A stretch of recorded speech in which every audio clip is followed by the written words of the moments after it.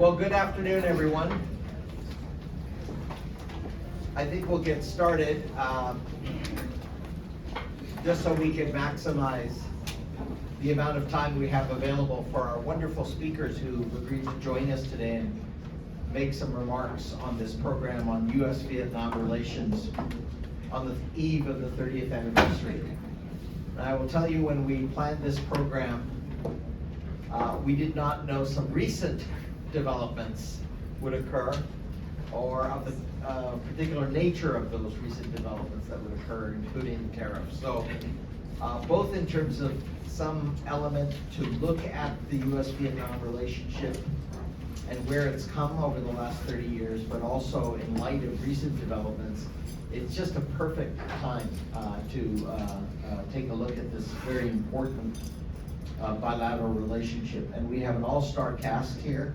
I'm not going to belabor all of their expertise and experience, but Dr. Bich Tran served previously as an East-West Center visiting fellow, and we're delighted to have her back. She's really one of the rising analysts and academic experts on Vietnam and US-Vietnam relations. So, Bich, welcome back to your home at East-West Center.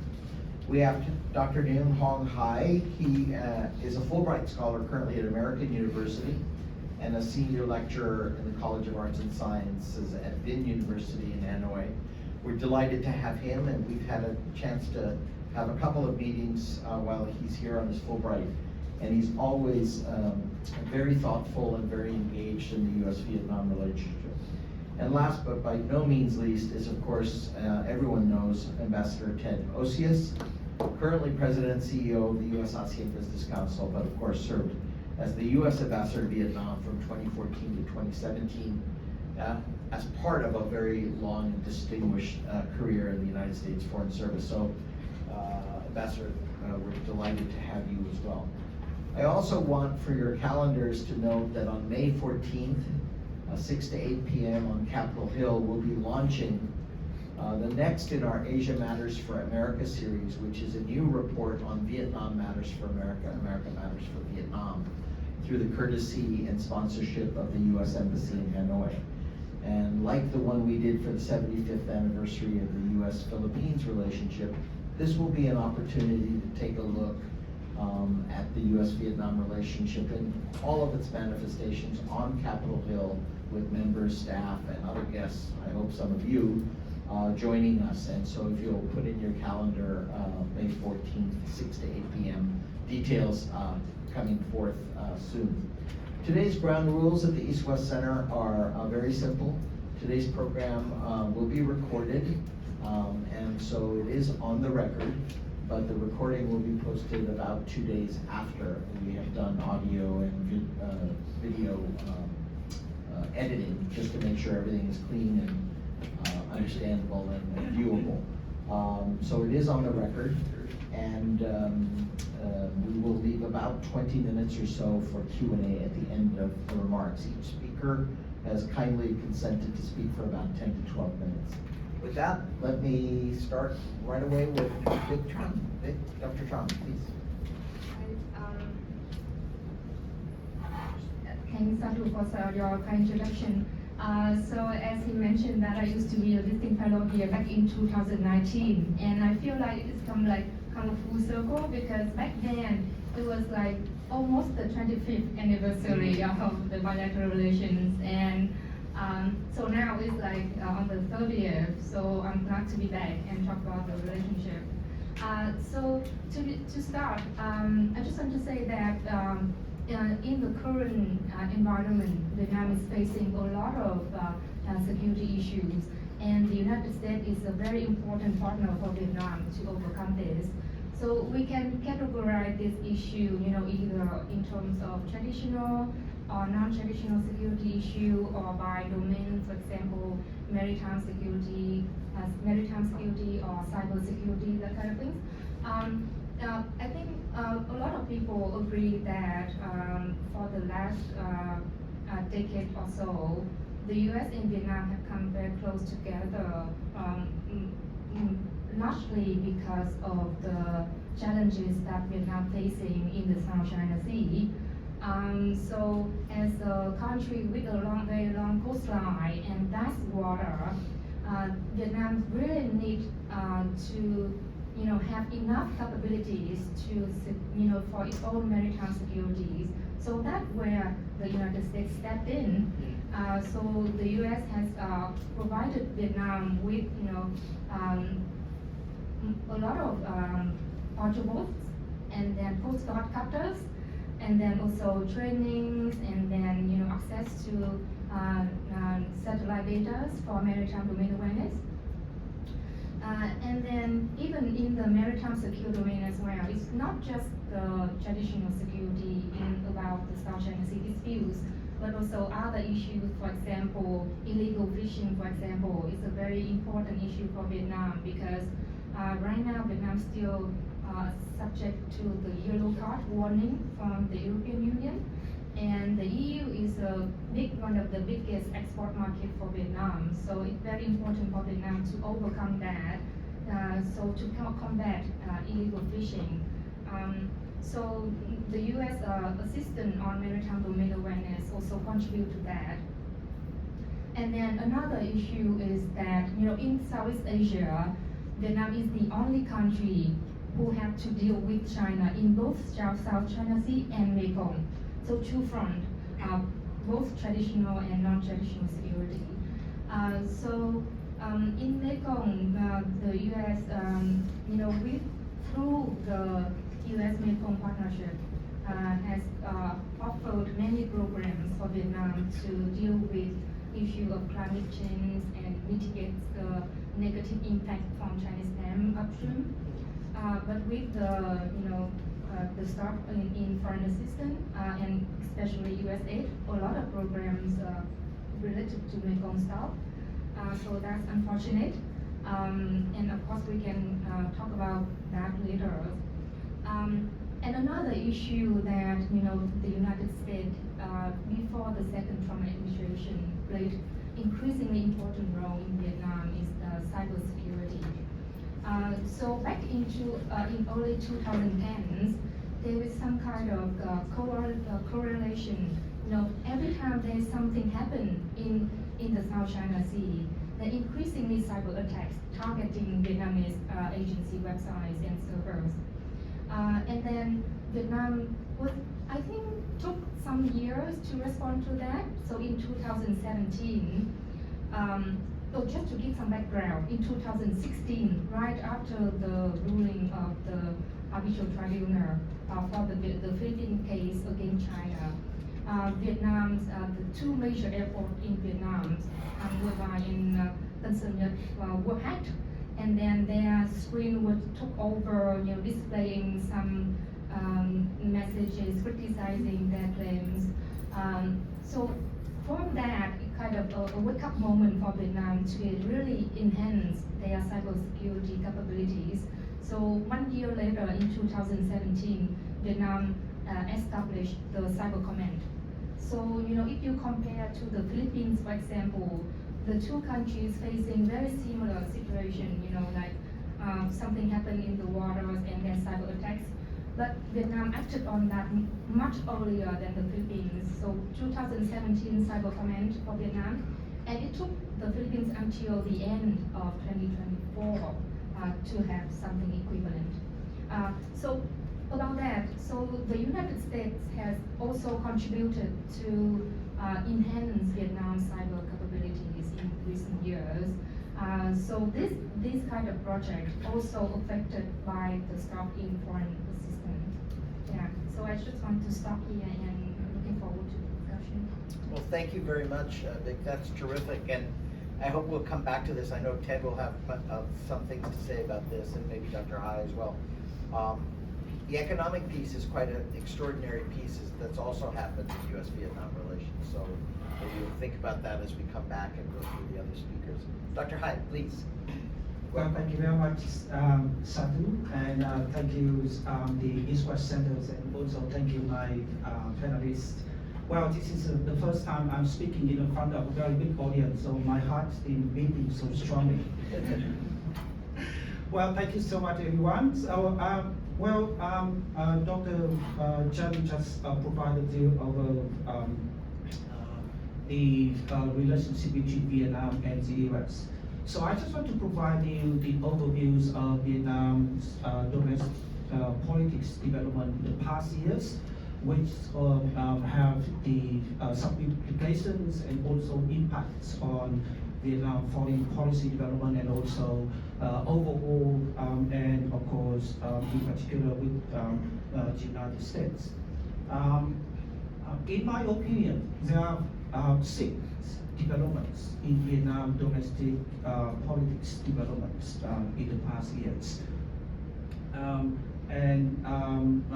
Between now and of course until the 14th Party Congress, which is expected to be held in early 2026. So the first one is the passing of the late Communist Party of Vietnam Secretary General Nguyen Hong Hai. He was considered as an old-fashioned ideologist.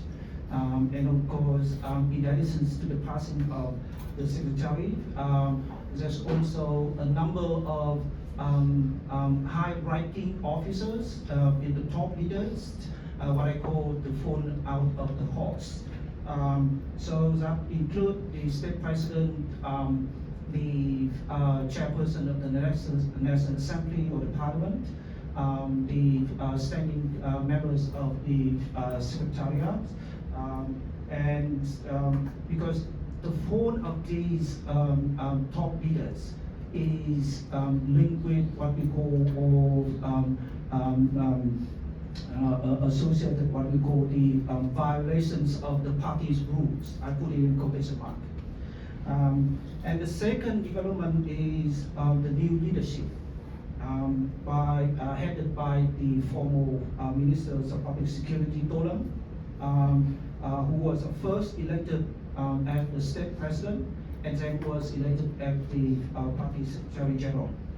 So in addition to the promotion of Tolam, who was, I think he's also friends of Ambassador Osius, and I think many people in the United States can count him as a friend as well. So having said that, it means he's quite popular amongst the political communities and diplomatic communities in the United States. So, and in addition to his promotion, there are also some other promotion who and some position taken by some person who are in rumor considered as his proteges. And that make the decision making at the top level much easier and smoother. In addition to that, there's also some swap and installations of new positions as well in the Politburo. So that's the second development. And the third development is the streamlining of the party and the state apparatus, causing the eliminations and mergers of ministries, agencies, and institutions in the system. Now, I mentioned this one because the Central Commission for External Relations, which used to be responsible for party-to-party relations, and also the Committee for Foreign Relations of the National Assembly was eliminated. And most of the function of these two institutions were transferred to the Ministry of Foreign Affairs. That said, the Ministry of Foreign Affairs function has been expanded to cover 3 pillars in Vietnam foreign policy: the party-to-parties relations, the state diplomacy, and the people-to-people diplomacy. And the fourth development is the roles of the private sector, and as well as science and development and innovation has been more emphasized, elevated to the new level. And this is important because when we look at from the economics and digital diplomacy, the roles of private sectors and the science and technologies emphasized as such is more important in that context. And the fifth development is the importance of diplomacy. Now, we haven't talked about diplomacy, but now we talk more of the emphasis place more on diplomacy. Now, in a press conference right after he was elected as the party secretary, Dolam had a meeting with the press, and he said, "There's no change in Vietnam foreign policy and directions." And later on, he had a meeting with the Ministry of Foreign Affairs, in which he said, diplomacy now should be considered as a constant, a day-to-day and major critical important task in parallel with defense and security. Now, this is important. This is a change of the language with regards to the roles of diplomacy, right? And more recently, just 3 months ago, the Vietnamese Communist Party Bureau adopted a resolution on international integration in the new situation. That's the title of the resolution. Now, this decision is considered as a turning point, a historical turning point in Vietnam transformation and perceptions of new foreign policy. So I just want to quote Dolam's words. He said, "This is a turning point in the country's international integration, which is now recognized as a critical vehicle driving the countries into a new era. International relations is now, international integrations now is in transition from a function of receiving aids to that of making contributions, which is important in the context that Vietnam is still considered as a lower income, middle income country, right? But Vietnam is now transformed from a country of receiving aids to making contributions, which is important. And it also the transformation from integration in vertical and horizontal to full integration. And it also transforms the position of the countries from being left behind to taking rights and pioneering in the new eras of development. So this is important in terms of the directions of foreign policy, and which set the tones for the diplomacy, the diplomatic service, to promote it and to advance its function and its duties.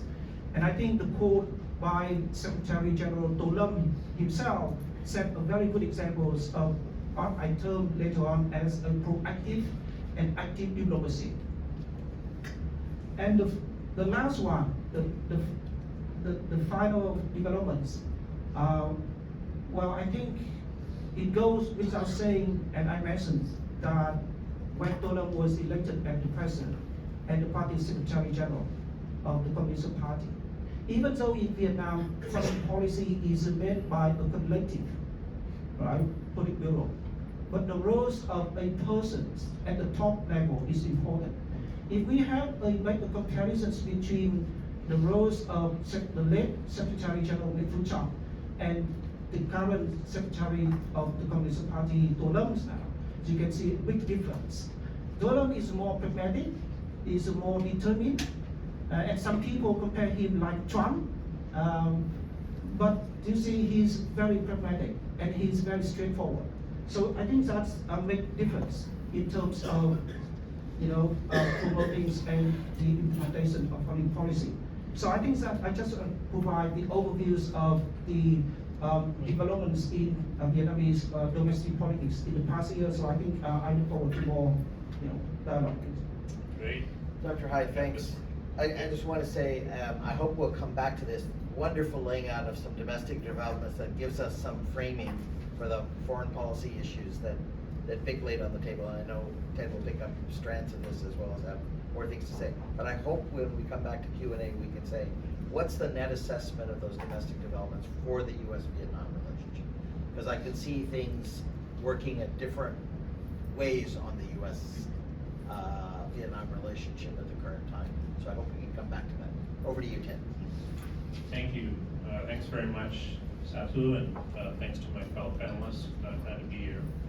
So I'm going to talk briefly about how we got to where we are now, and then I'll talk about where we are now. And my colleagues have distributed a few copies of this article. It's Vietnam and the United States, the way ahead. It's going to be online in 3 days, but so we have some advanced copies. It basically talks about not just the 30-year anniversary of diplomatic relations, but also where we were 80 years ago when there was first contact between the OSS and the Viet Minh, when at that time we supported Vietnam's movement towards liberation.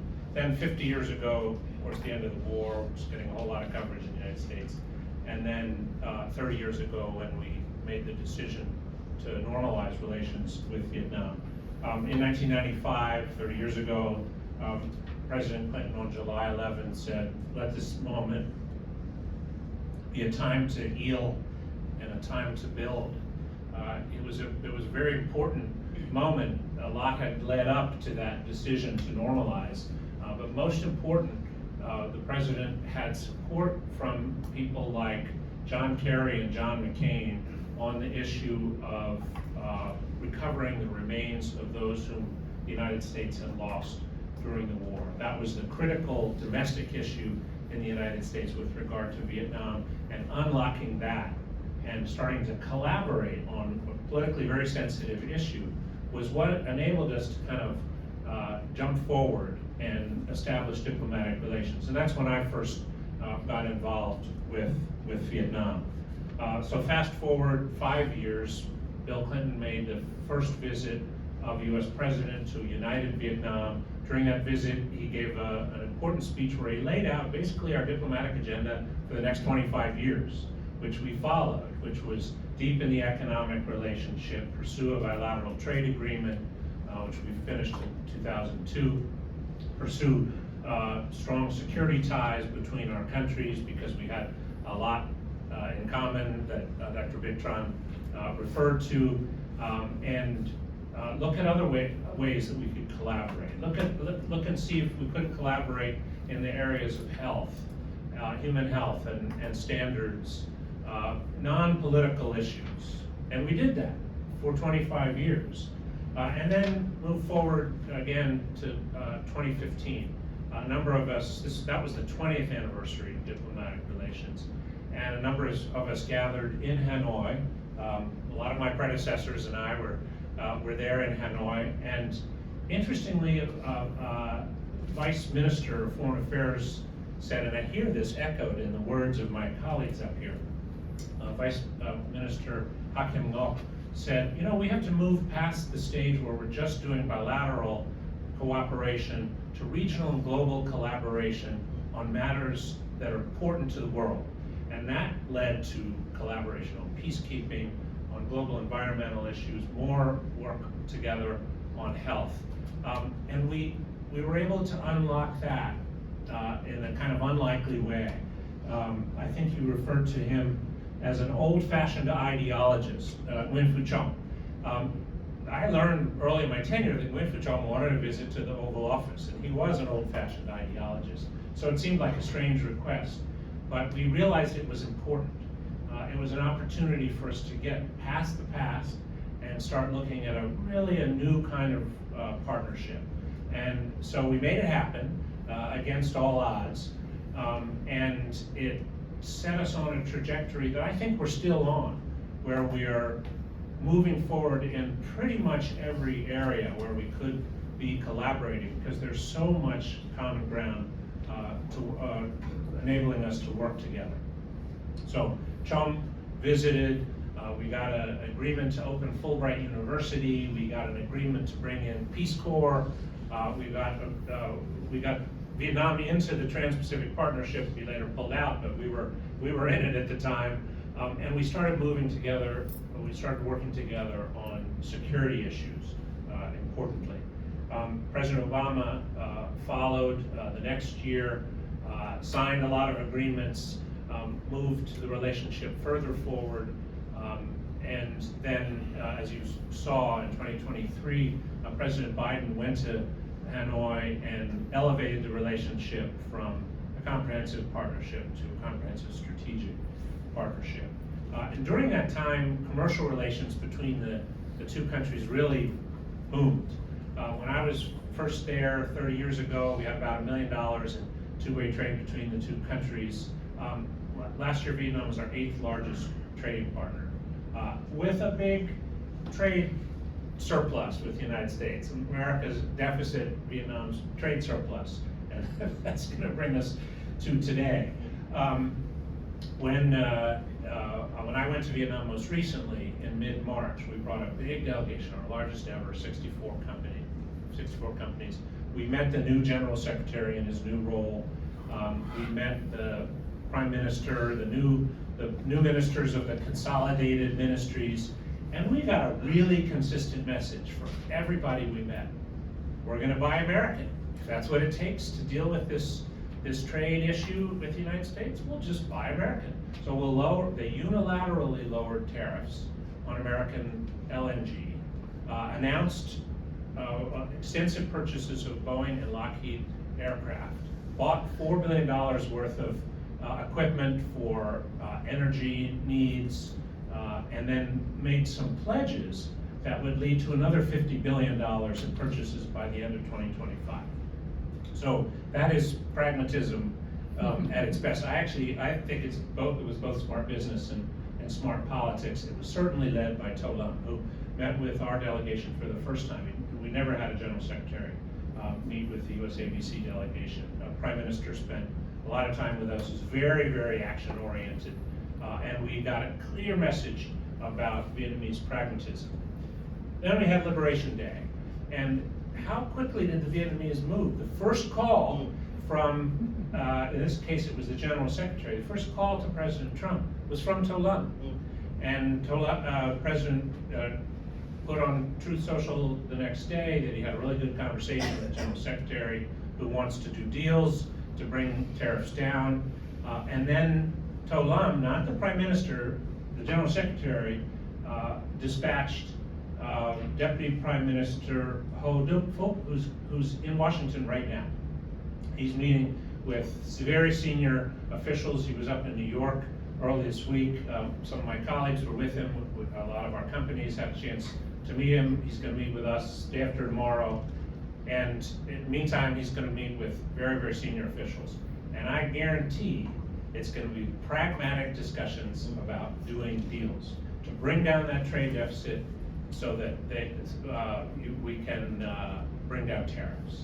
I think that's the approach that the Vietnamese are taking. I think it's very consistent with what my colleagues up here have said, and it shows how nimble the Vietnamese are willing to be.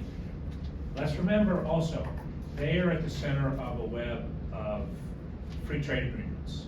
They're in TPP, which we're not in anymore, it's CPTPP. They're in RCEP, the largest, globally the largest trade arrangement anywhere. And they have very strong commercial links with Canada, with the EU, with their fellow ASEANs. And the United States imports about 1/3 of global exports. The next big importing countries, the next 10, import about 2/3. So Vietnam has options. What we hope is that the United States leadership now will take advantage of this pragmatism, this willingness to do deals, and show Vietnam that, in fact, trading with the United States is a win-win. The Vietnamese actually went even further in their statements to us when we were out in Hanoi. They showed ways that they could get to $90 billion in deals by the end of 2026. That almost wipes out the deficit. So they're listening to what is important to our president. I hope that our president will listen to what's important to them. Thanks. Well, thank you so much, Ambassador Osius. That was terrific, bringing a few things together. Particularly, I appreciated your perspective on the relationship by decade. So I have to ask, you kept using the word pragmatic, and it seemed to apply a lot to Hanoi.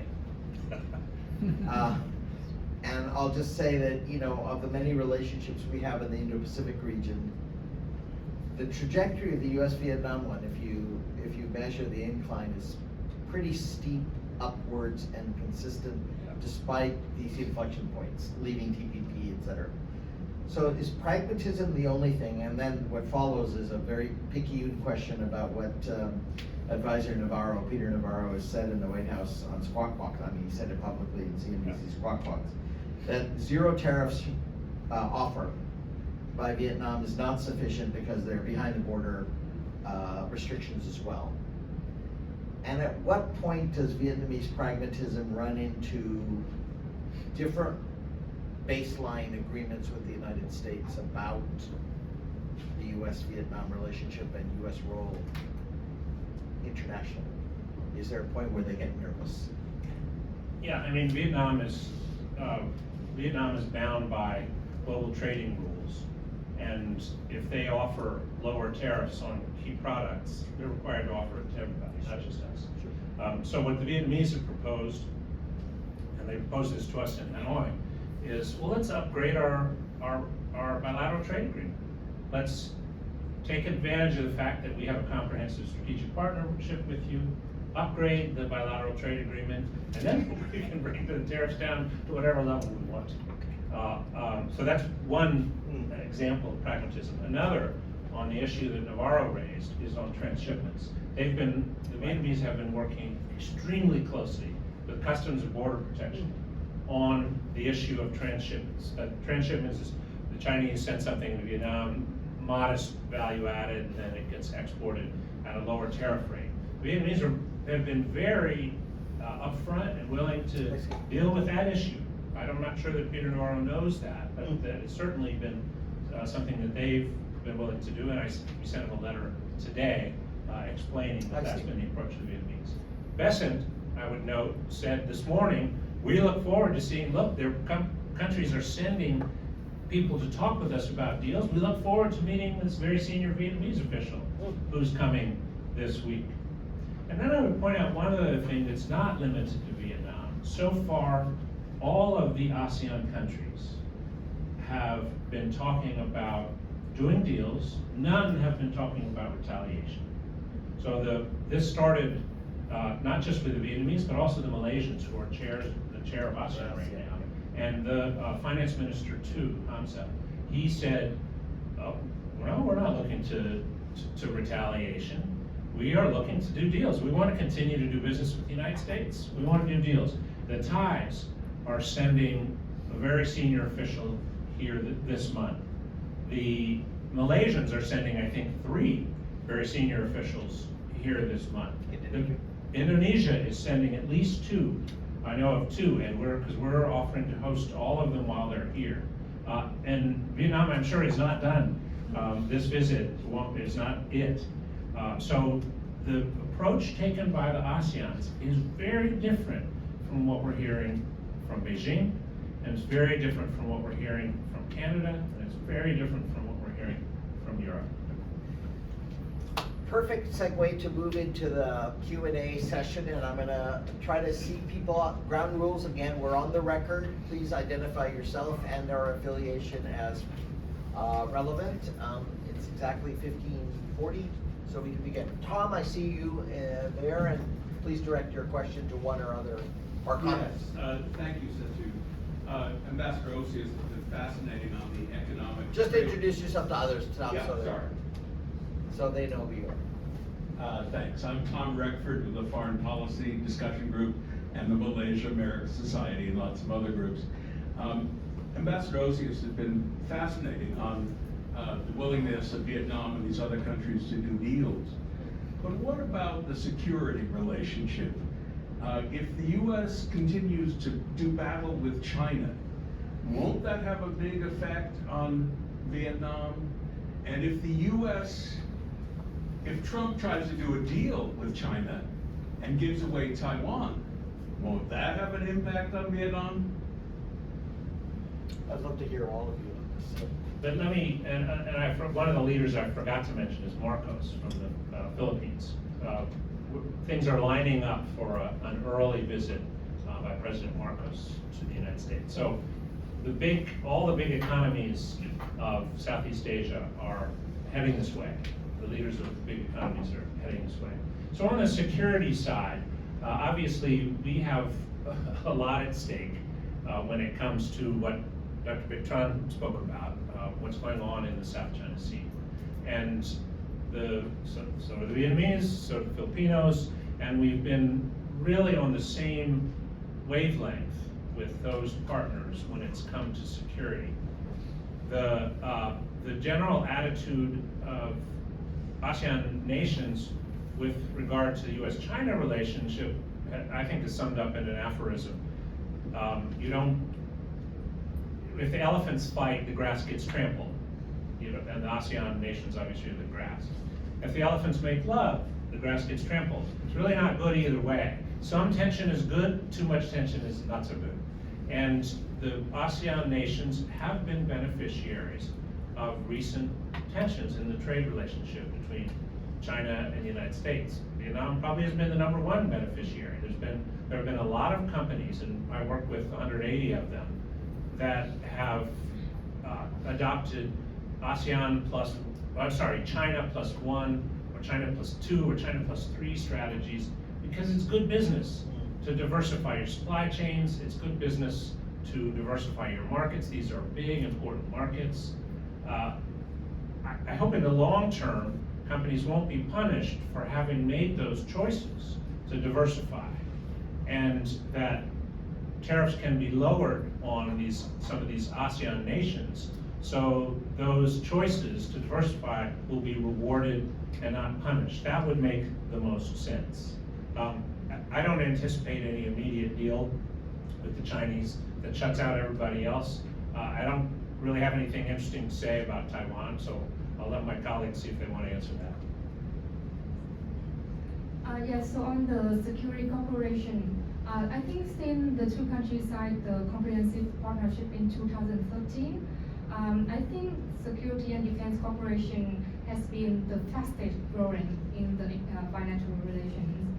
But I have to say that it can only go up to a point, because there's some willingness and unwillingness on both sides to go further, right?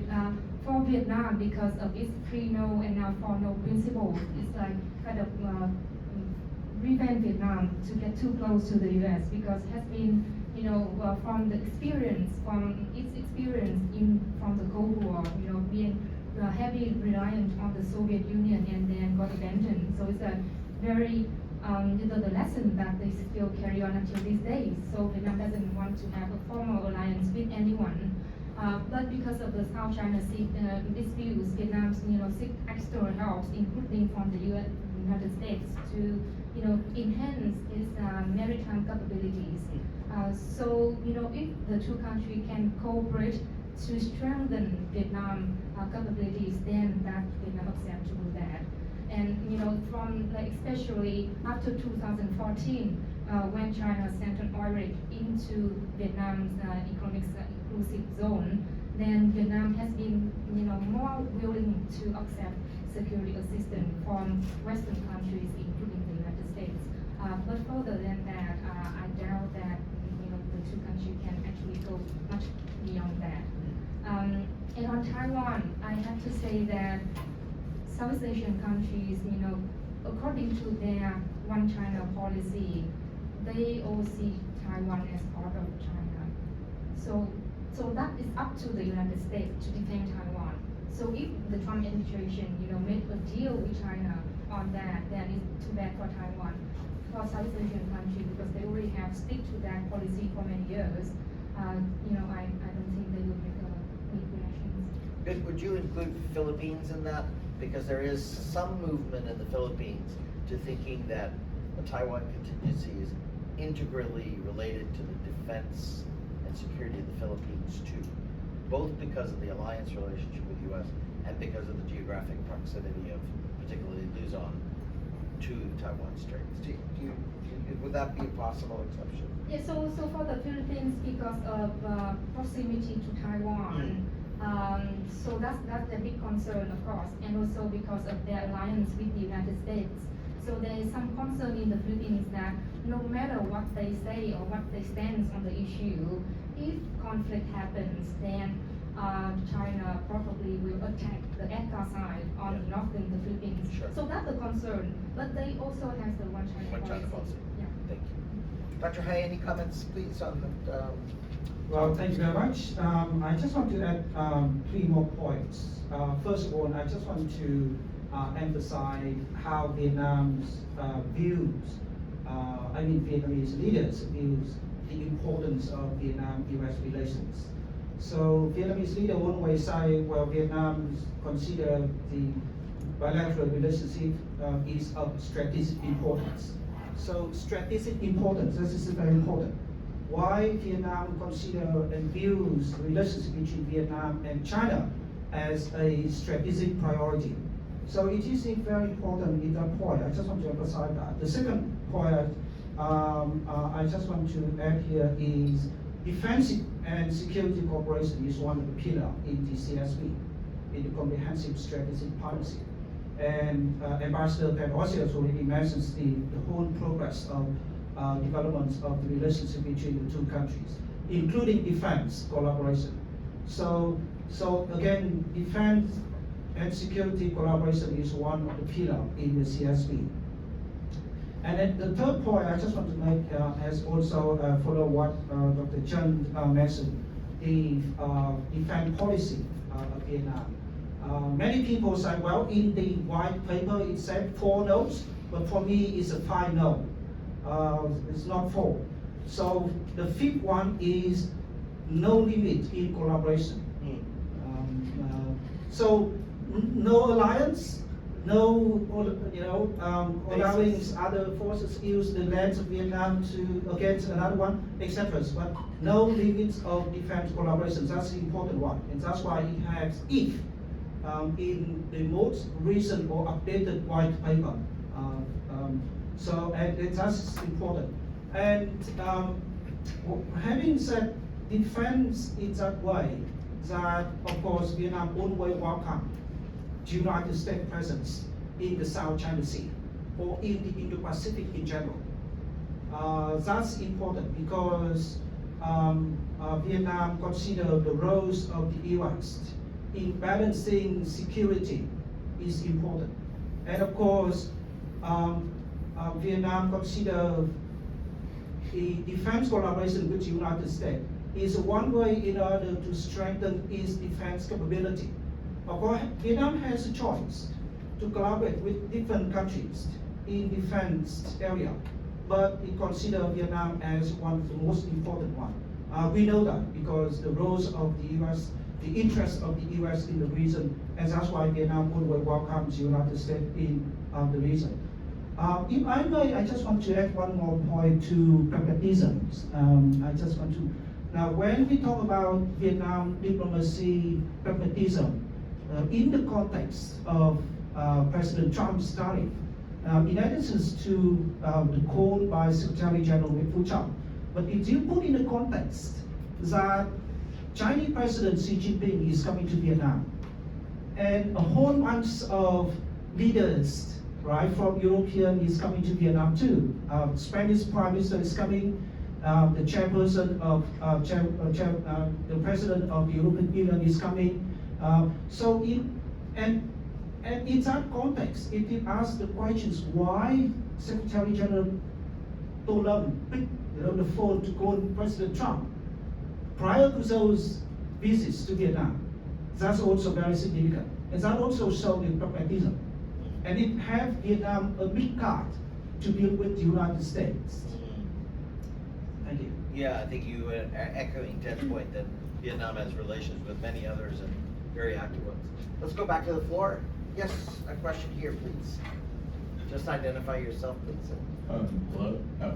My name is Calvin Wade, and I'm currently an undergraduate at the George Washington University. Welcome.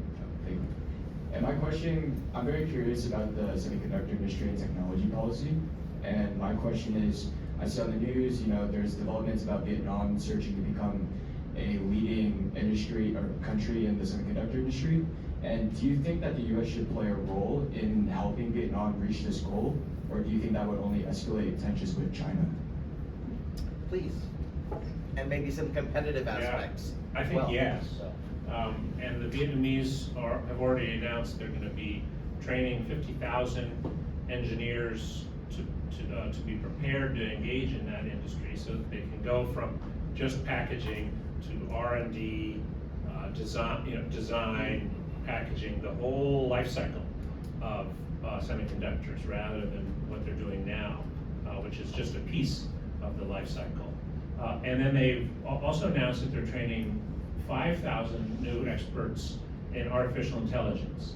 And when the Comprehensive Strategic Partnership was rolled out in 2023, the United States committed to work with the Vietnamese on this.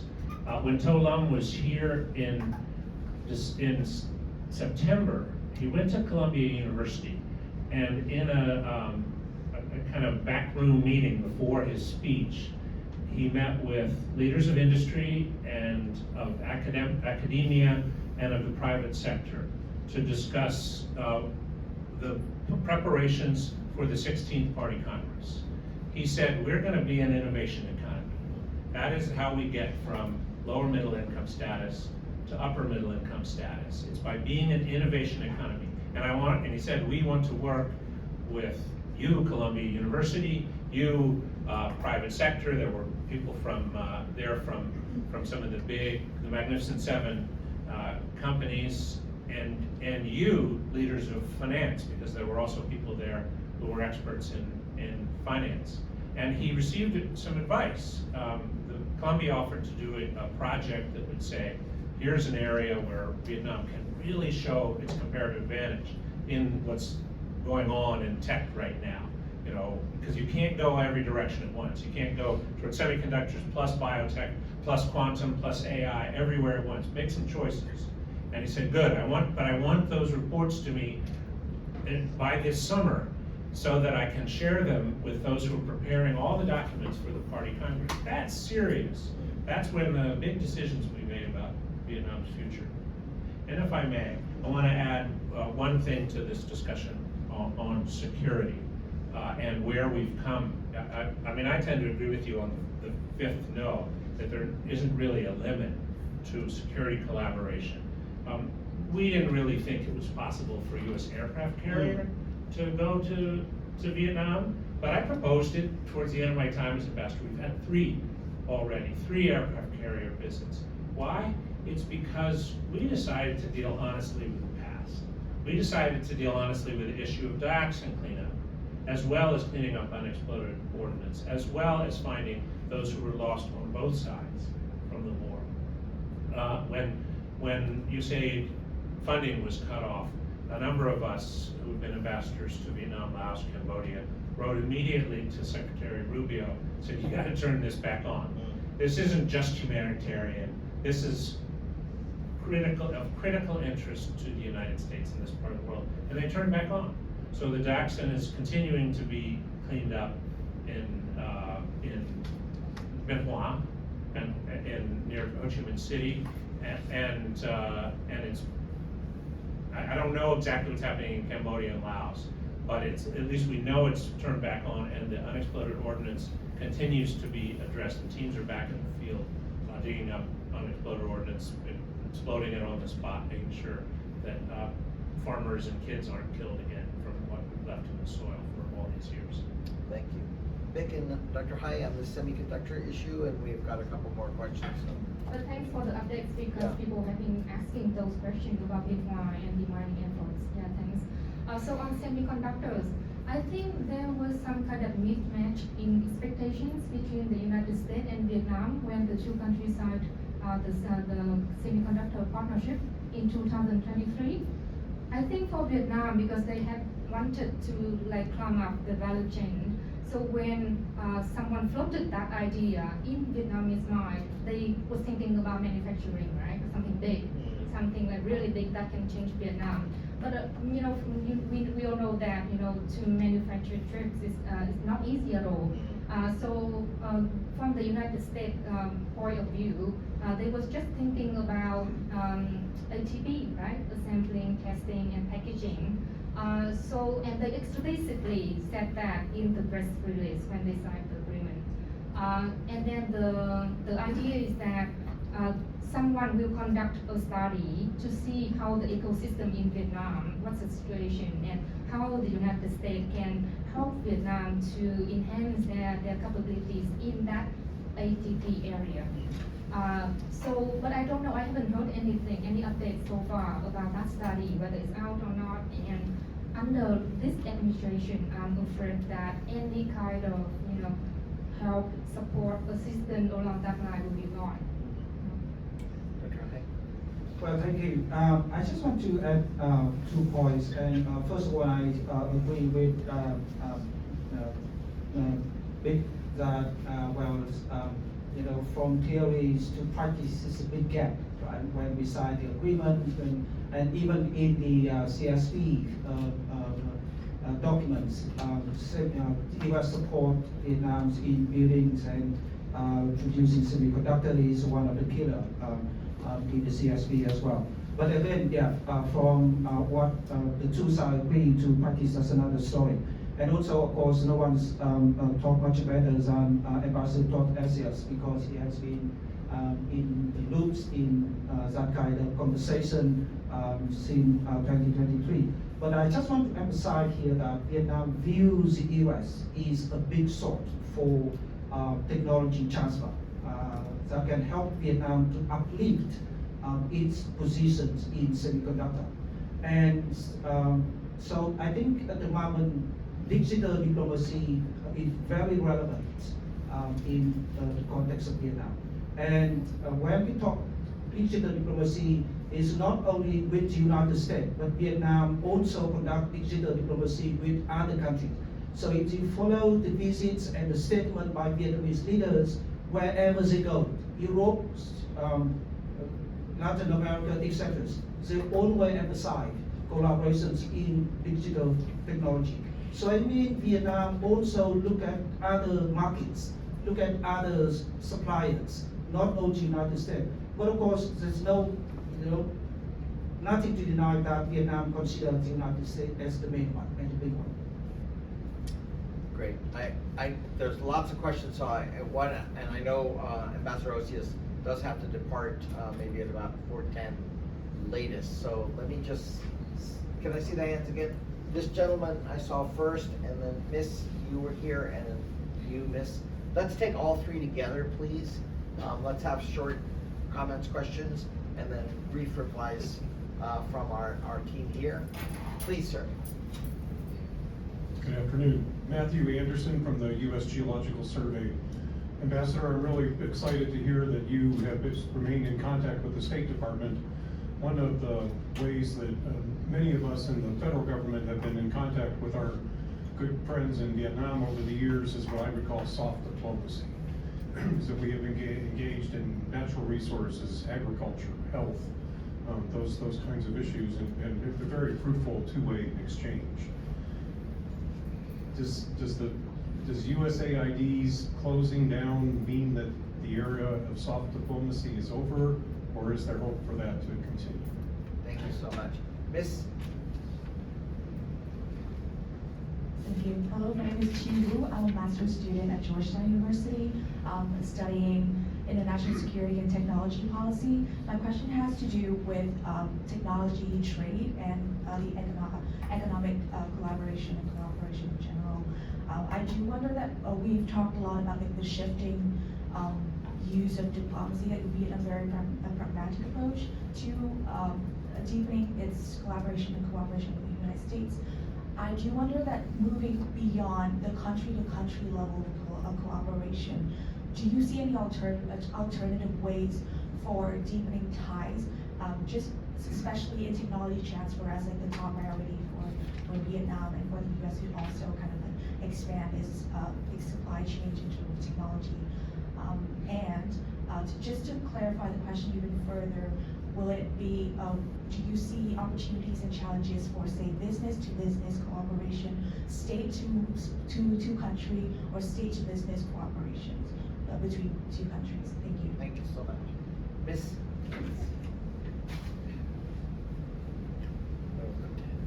Thank you. So my name is Tran. I am a PhD student at George Mason University, And I have questions about the U.S. general foreign policy stance. So there's several opinions about the U.S. turning isolationism and protectionist. What would you think about the purpose behind tariffs? Would the U.S. want to bring down deficit in the short run, or eventually to bring back manufacturing offshore? And there's different conflicting opinions in Washington whether the business community really favor free trade versus the economic nationalists who wants to bring back jobs to the U.S. So how would that play into the U.S. foreign policy trajectory in the future, and how smaller country like Vietnam can respond or prepare to respond? Thank you. Thank you so much. Well, that is a critical question, and Ted has the answer. Thankfully, Ted has the answer. So I'm going to go in order. The gentleman from US Geological Survey, and my view is soft diplomacy isn't over. US foreign assistance is not over. But our soft diplomacy is much bigger than foreign assistance, of course. It's educational exchange. It's work between private sector and private sector of the United States and the private sector of Vietnam. It's work between NGOs in the United States and people of Vietnam on issues that are important to both countries. So I would never say that it's over. It just may go into different channels, and some of them may be less directed by government, and maybe some of that's okay. On the GW student, I actually think this moving beyond bilateral is tremendously important, not just in the area of tech transfer, but in some of the other areas I mentioned, protecting human health, protecting the global environment, and peacekeeping, global peacekeeping. But certainly the tech transfer is something that Vietnamese are very much interested in.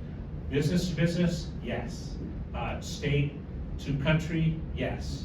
We're actually focusing on individual states, Georgia, Texas, among them, and where they can step up and where we can strengthen commercial relations, not just sort of on the general level, but between states and nations of ASEAN. And then finally, from the question of a student from George Mason. So the tariffs are a response to a domestic narrative, I think, a domestic narrative that says, okay, we may be the biggest player on the block, but we've been disadvantaged by globalism, disadvantaged by the trade rules, and a lot of people in the United States have been left out of the benefits of globalization, left out of the benefits of trade. That's a domestic narrative, and it's one of the reasons the president won the election, is that domestic narrative had an appeal.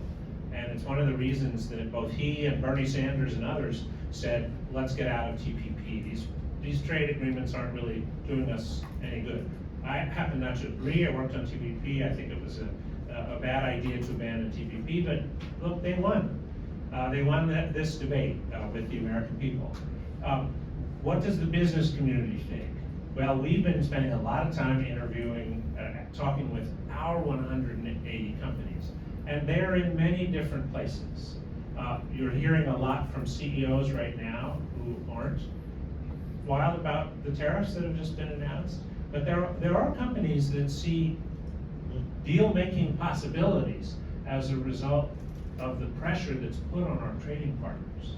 So we are hearing a very wide variety of views from the companies that we work with, and quite a number of them see opportunities in the current chaos. They say, there are things that there are deals that we can bring across the finish line that we've been having trouble getting to, and yeah, there are places where we do want to lean on other countries where we feel we haven't been playing on a level playing field. So the views are mixed. It's why we tend to be pretty careful about what we say, the council, because we represent 180 companies, and there are maybe 180 different views of what is happening. But there is certainly nervousness out there, and companies are assessing what's the impact of these tariffs on their businesses. And not all of them are thrilled. Thank you, Ted. And I'll just say this for my self-protection. If Ted gets up and walks out, collects his stuff, it's because he has to take a call, not because I've offended him. No, I apologize, yeah. So I just wanted to give you that.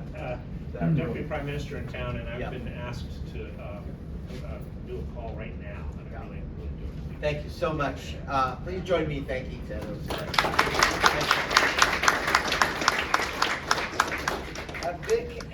Bich and Dr. Hai, if you could just very briefly attend to any of the points that were raised, because we're running quite a bit over, and I wanted to. Okay.